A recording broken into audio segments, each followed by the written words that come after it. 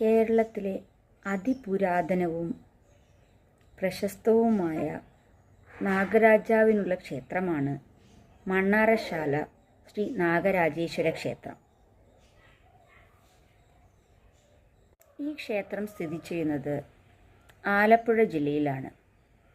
ക്ഷേത്രത്തോട് ചേർന്നുള്ള ഇല്ലത്തിൻ്റെ നിലവറയിൽ വിഷ്ണു സർപ്പവും മഹാവിഷ്ണുവിൻ്റെ ശയനവുമായ അനന്തനും കുടികൊള്ളുന്നു.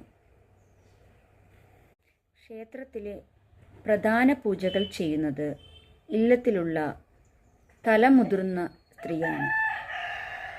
ഇവരെ വലിയമ്മ എന്നാണ് അറിയപ്പെടുന്നത്. ഉരുളി കമഴ്ത്തലാണ് ഇവിടുത്തെ പ്രധാന വഴിപാട്.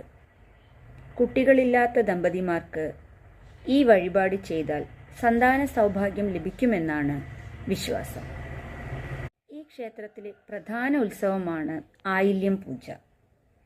ഇത് ഒക്ടോബർ നവംബർ മാസങ്ങളിലാണ് ആഘോഷിക്കപ്പെടുന്നത്.